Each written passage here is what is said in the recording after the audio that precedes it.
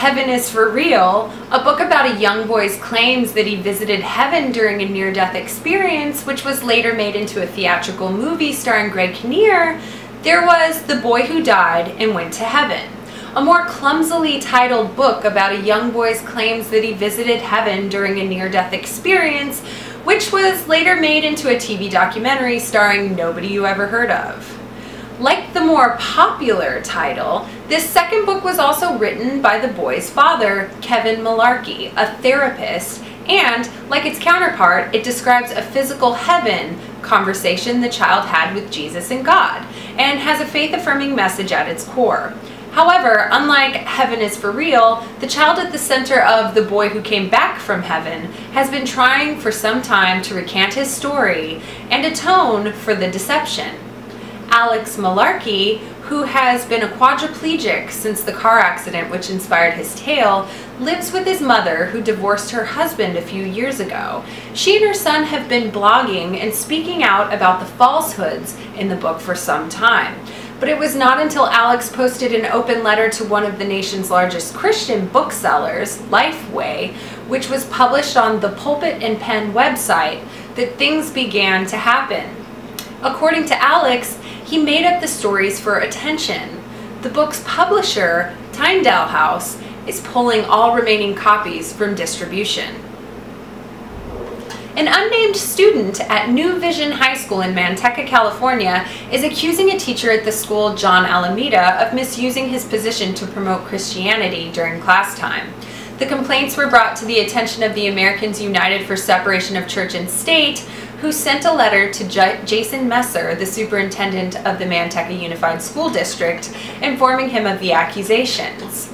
The letter, written by AUSCS legal fellow John McGinnis, suggests the board may be in violation of the Establishment Clause of the First Amendment should they not take action to stop Alameda from proselytizing. Among the violations outlined in the letter, the student accuses Alameda of using class time to promote an after-school Bible club he administers, of offering extra credit for copying Bible verses, and of awarding complete assignments with something the teacher calls Bible cookies. Americans United is trying to work things out with the board. In an interview with local news station Fox 40, AUSCS Associate Legal Director Alex Lukanitzer said, "Sometimes this kind of thing happens when school employees aren't informed of the law." For his part, Superintendent Messer said, "The Manteca Unified School District is currently conducting an investigation into the complaint, concluding that the Manteca Unified School District is dedicated to ensure the separation of church and state as prescribed by law." Last year, the Infidel first reported on the case of Raif Badawi, a Saudi blogger who was convicted on trumped-up charges of cybercrime in order to justify also convicting him of insulting Islam. He was first arrested in 2012 on charges of apostasy, which carries a potential death sentence.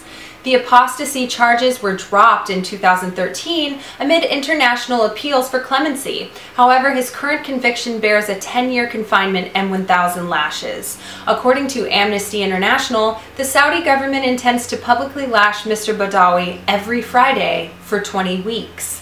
He reportedly received his first round of 50 lashes in a public square in sight of the Al-Jafali Mosque in Jeddah on the 9th of January, but the second set was canceled due to concerns for his health.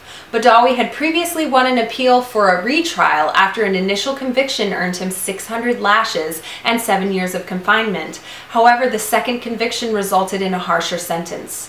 Mr. Badawi has also been ordered to pay a fine of 1 million rials, which is roughly equivalent to just over $250,000 American dollars.